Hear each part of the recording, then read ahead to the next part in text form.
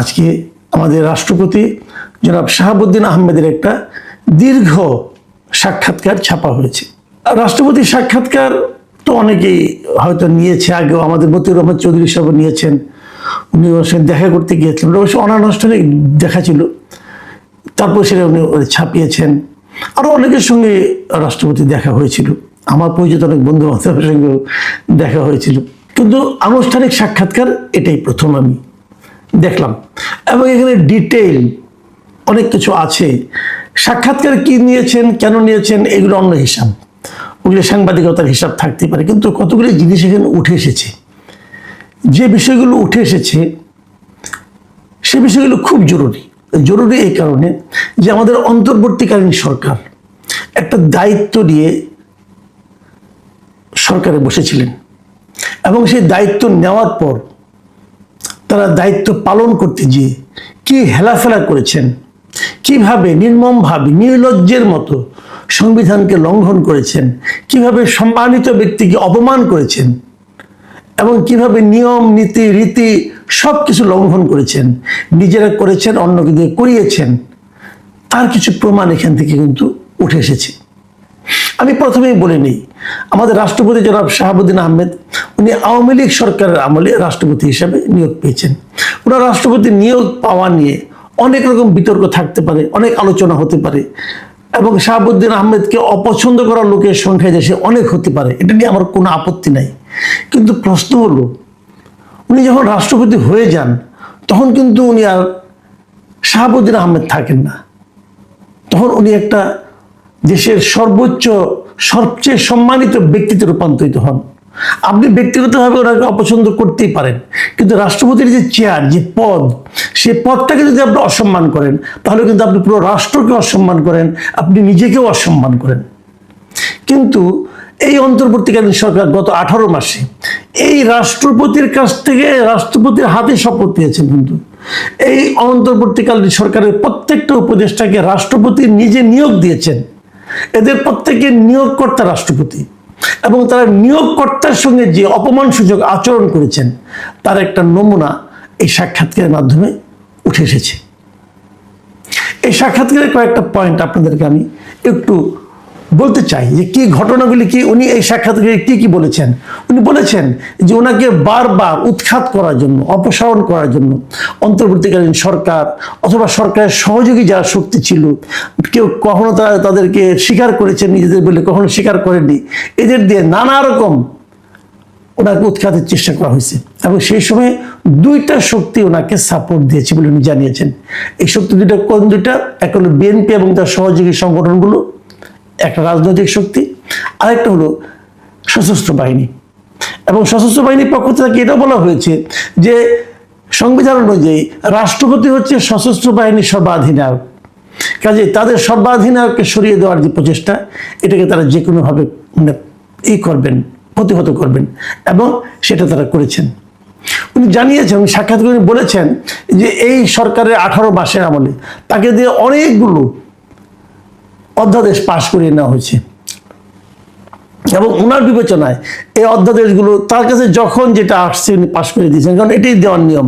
কিন্তু উনি বলেছেন যে ওনার দৃষ্টিতে মনে হয়েছে অনেকগুলো অধ্যাদেশ করার কোনো কারণই ছিল না।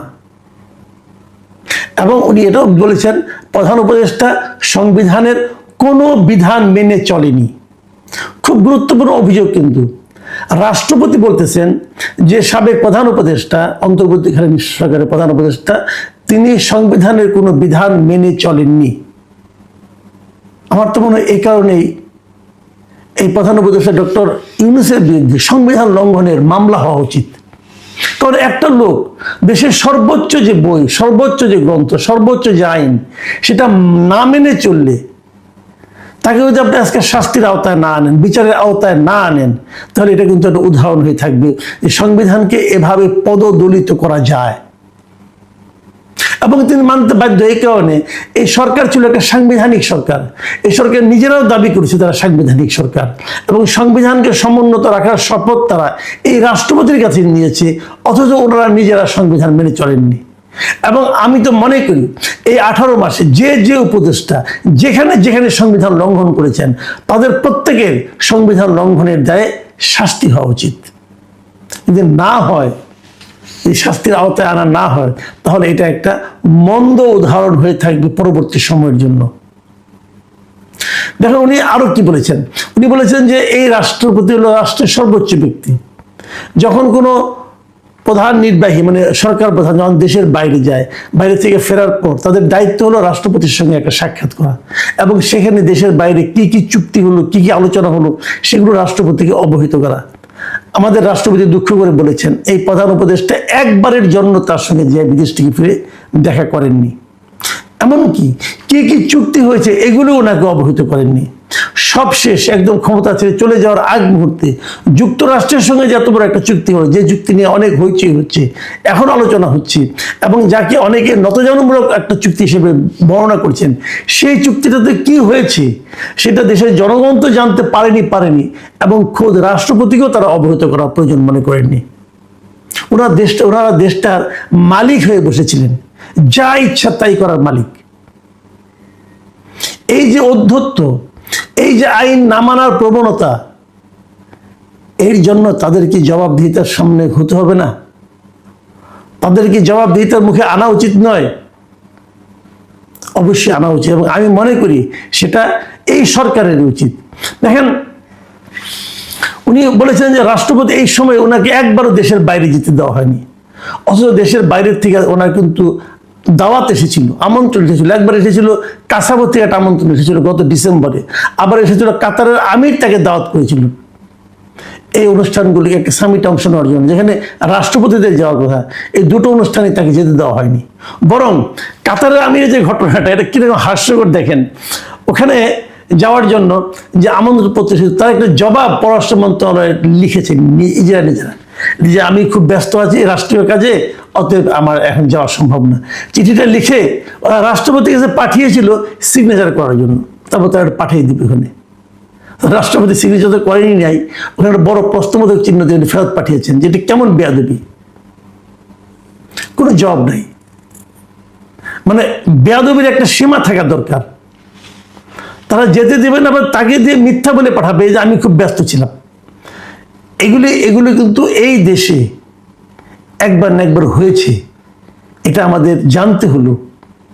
এবং সেই লোকগুলিকে যদি না জানতাম একটা কথা ছিল, কিন্তু আমরা যখন জানলাম তখন আমরা এটাও জানতে চাই যে পরবর্তী সময়ে এই বেয়াদবগুলিকে জবাবদিহিতার আওতায় আনা যায় কিনা, এই বেয়াদবগুলির বিরুদ্ধে শাস্তিমূলক ব্যবস্থা নেওয়া যায় কিনা।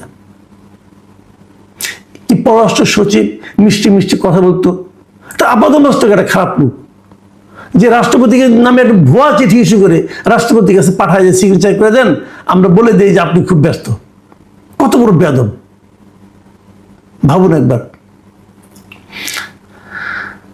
আর একটা ঘটনা, আপনার সবাই এটা খুব হইচই হয়েছিল, রাষ্ট্রপতি এটা প্রতিবাদও করেছিলেন, চিঠিও লিখেছিলেন। সেই চিঠিও কিন্তু মিডিয়াতে চলে এসেছিল যে ওনার ছবি বিভিন্ন হাই কমিশন থেকে নামিয়ে ফেলতে বলা হয়েছিল। দেশের রাষ্ট্রপতি ভাই, উনি কে, কেমন, কোথাকার, এগুলো তো ইম্পর্টেন্ট না। উনি যতক্ষণ ওই পদে আছেন ততক্ষণ তো উনি গুরুত্বপূর্ণ। যদি গুরুত্বপূর্ণ নাই হবে, আপনার প্রত্যেকটা অধ্যাদেশ সিগনেচারের জন্য ওনাকে পাঠাতেন কোন মুখে? যদি লোকটা ঘৃণিতই হয় তো তার সিগনেচারে আপনার দরকার পড়ে কেন? দরকার পড়ে এই কারণে যে আপনারা লোকটাকে অপছন্দ করতে পারেন, কিন্তু পদটাকে তো উপেক্ষা করতে পারবেন না। আপনার ওই পদের কাছে পাঠিয়েছেন, যদি পদের কাছে পাঠিয়ে থাকেন তো সেই পদটাকে আপনারা উপেক্ষা করলেন, পদটাকে আপনারা অপমান করলেন। আপনি যখন প্রত্যেকটা দূতাবাস থেকে, বাংলাদেশের বিভিন্ন দেশের দূতাবাস থেকে যখন রাষ্ট্রপতির ছবি নামিয়ে ফেলেন, এটা তো একটা কনভেনশন এবং নিয়ম, এটা রাষ্ট্রপতির ছবি দেয়ালে থাকবে, সেটা নামিয়ে ফেলেন কেন, কোন আইনে এবং অর্ডার দিয়ে একই দিনে? এই লোকগুলির বিচার হওয়া উচিত, দৃষ্টান্তমূলক বিচার। দেখেন আরেকটা ঘটনা বলে শেষ করি, অনেক কিছু বলেছেন উনি, অনেক লম্বা ইন্টারভিউ।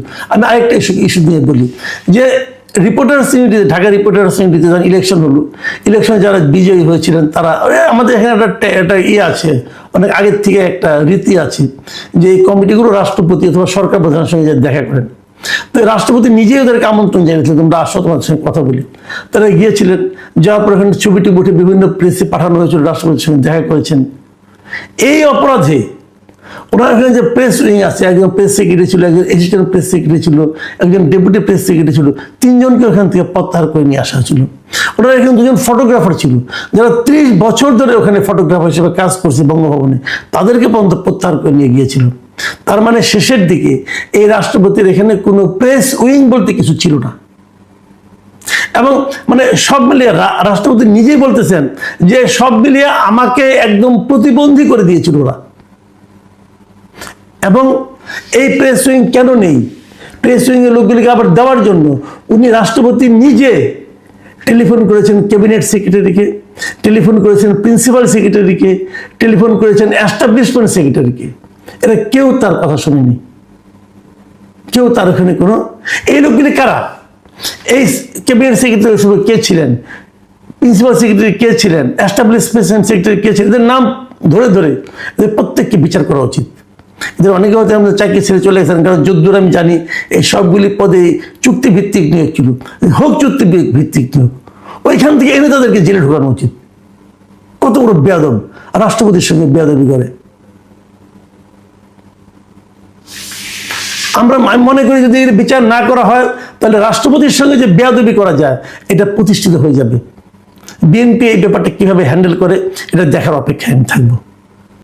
প্রিয় দর্শক, বিএনপির নতুন মন্ত্রিসভা গঠিত হওয়ার পর প্রথম যেই দিন সচিবালয়ে, প্রথম যে কার্য দিবস সচিবালয়ে কাজ করতে গিয়েছিলেন বিএনপির মহাসচিব এবং সরকারের এলজিআইডি মন্ত্রী, মানে স্থানীয় সরকার বিষয়ক যে মন্ত্রী মির্জা ফখরুল ইসলাম আলমগীর, তখন তাকে জিজ্ঞাসা করা হয়েছিল, সাংবাদিকরা জানতে চেয়েছিলেন যে আপনারা স্থানীয় সরকার নির্বাচনটা কবে দেবেন।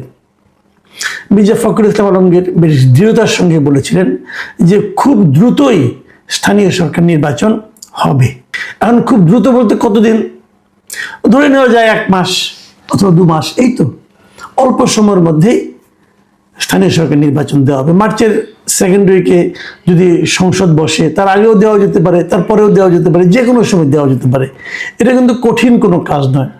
এখন বলে দিলে কালকের থেকে হয়তো নির্বাচনের তফসিল ঘোষণা করে, নির্বাচনের প্রস্তুতি নেবে, নির্বাচন কমিশন তফসিল ঘোষণা করবে, তারপর হয়তো 1.5-2 মাসের একটা প্রক্রিয়া। এই স্থানীয় সরকার নির্বাচন কিন্তু আরো আগেই হওয়ার কথা ছিল, মানে অন্তর্বর্তীকালীন সরকারও বলেছিলেন তারা জাতীয় নির্বাচনের আগে স্থানীয় সরকার নির্বাচন দেবে, তখন বিএনপি রাজি হয়নি। যাই হোক, এই যে গত বুধবার যে মির্জা ফখরুল ইসলাম আলমগীর বললেন, এই বলার পর আমরা এখন কি দেখলাম, আমরা দেখলাম আজকে আমরা জানতে পারলাম যে 6টা সিটি কর্পোরেশনে সরকার 6 জন প্রশাসককে নিয়োগ করেছেন। এই 6টা সিটি কর্পোরেশন কোনটা? ঢাকা উত্তর, ঢাকা দক্ষিণ, নারায়ণগঞ্জ, তারপরে সিলেট, গাজীপুর এবং খুলনা। এই যে 6টা সিটি কর্পোরেশনে তারা প্রশাসক নিয়োগ করলেন। তো এই সিটি কর্পোরেশনগুলো আগে কিভাবে চলতো? আগেও প্রশাসক দিয়েই চলতো। তো পার্থক্যটা হলো এই, আগের প্রশাসকরা প্রায় সবাই, মানে ঢাকা উত্তর ছাড়া আর সবগুলি ক্ষেত্রেই সিটি কর্পোরেশন চলেছে পুরো অন্তর্বর্তীকালীন সরকারের সময়টাতে চলেছে বিভিন্ন রকম সরকারি আমলা দ্বারা। একমাত্র উত্তরে একজন আমলার বাইরে একজন বেসরকারি ব্যক্তি, উনি মোহাম্মদ এজাজ নামে এক ব্যক্তি, উনি এখানে সিটি কর্পোরেশনের মেয়র হিসেবে ওনাকে নিয়োগ দেওয়া হয়েছিল। উনি অনেকটা প্রশাসকের মতোই ছিলেন এবং সেই নিয়োগের পেছনে অন্তর্বর্তীকালীন সরকারের একজন উপদেষ্টা আসিফ মাহমুদ সজীব ভুঁইয়ার সরাসরি ভূমিকা ছিল, কারণ উনি চিঠি লিখে বলেছিলেন যে তাকে দেওয়া হোক। তো সে নিয়োগ পাওয়ার পর কি অপকর্ম কুকর্ম করেছে, কি কি স্ক্যান্ডাল হয়েছে তার অনেকে আপনারা জানেন। এর মধ্যে তার নামে দুদকে মামলা হয়েছে এবং এই ভদ্রলোক যাতে দেশ ত্যাগ করতে না পারেন তার উপর নিষেধাজ্ঞাও জারি করা হয়েছে।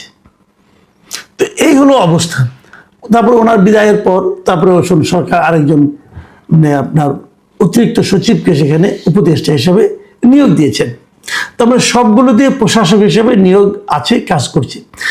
এগুলোকে সবাইকে সরিয়ে এই যে 6 জন প্রশাসক নিয়োগ করেছে বর্তমান সরকার, এটা ভালো কি মন্দ সেটা হয়তো পরে বিচার হতো, কিন্তু প্রশ্ন হচ্ছে প্রকাশক হিসেবে তারা কাদেরকে নিয়োগ করেছে?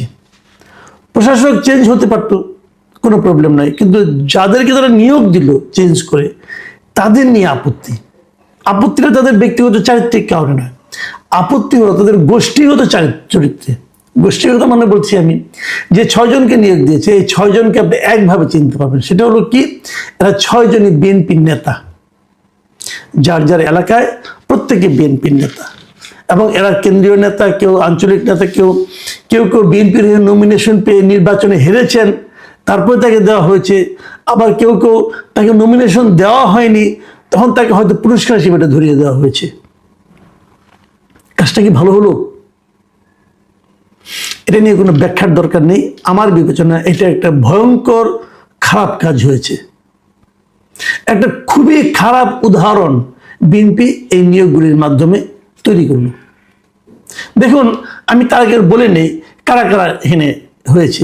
ঢাকা দক্ষিণ সিটি কর্পোরেশনে এখানে আব্দুল সালাম সাহেবকে দেওয়া হয়েছে। আব্দুল সালাম সাহেব বিএনপির প্রবীণ নেতা।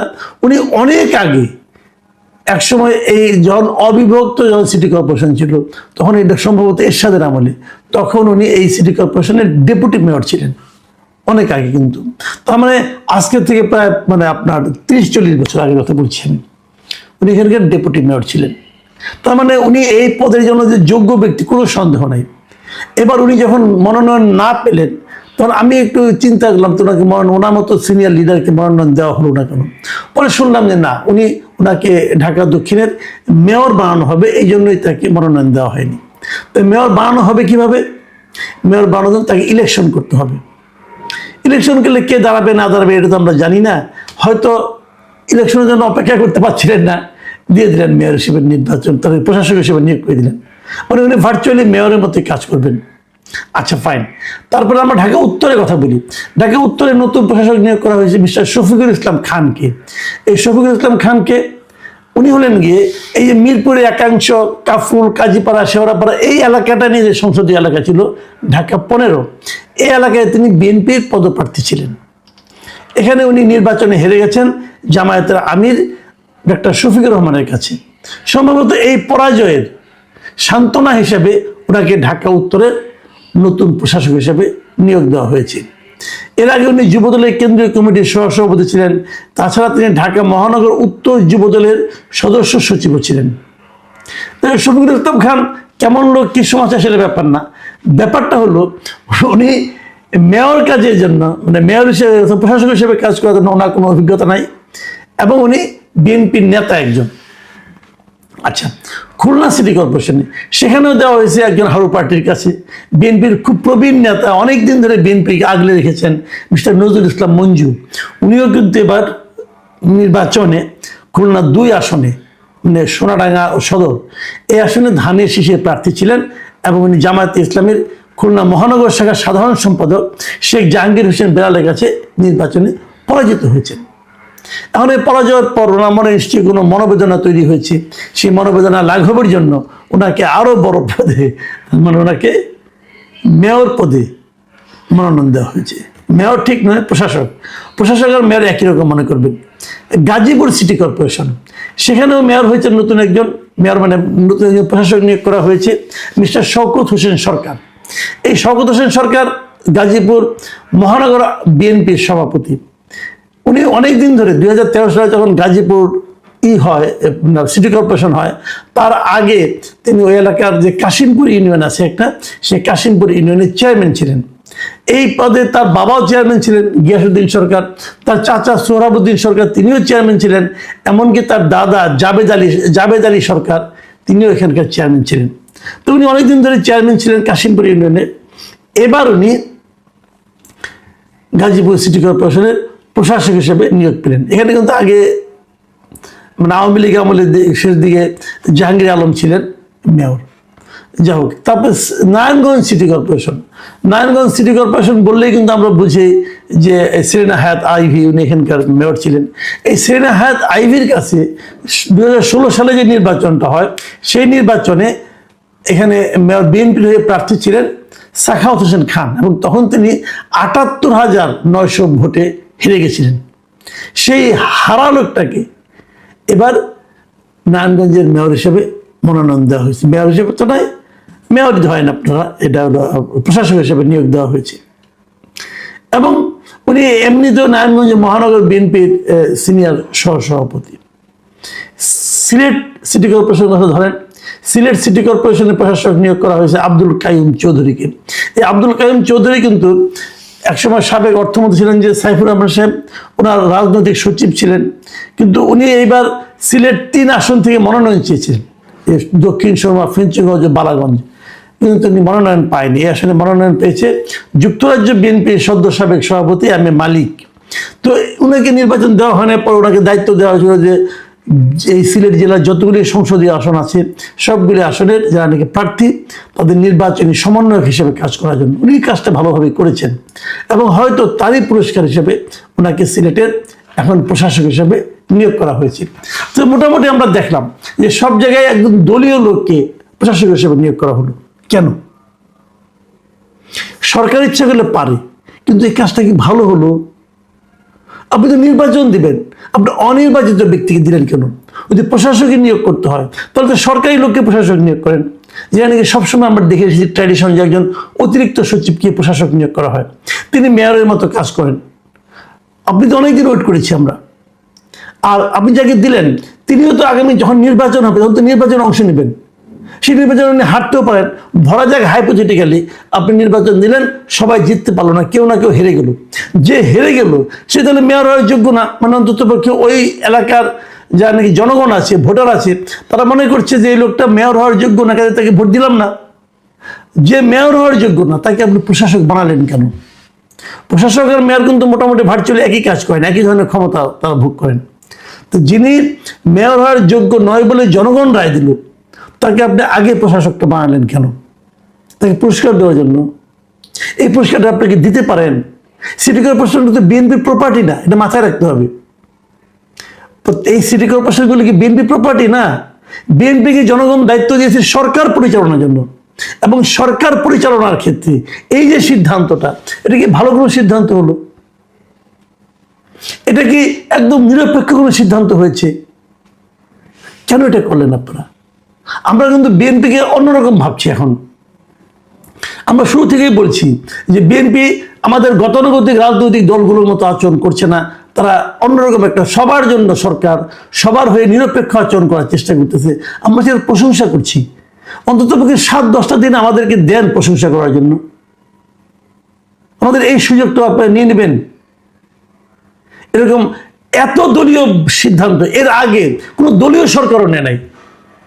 এর আগে কোনো সরকার এরকম ভাবে সিদ্ধান্ত নেয় নাই।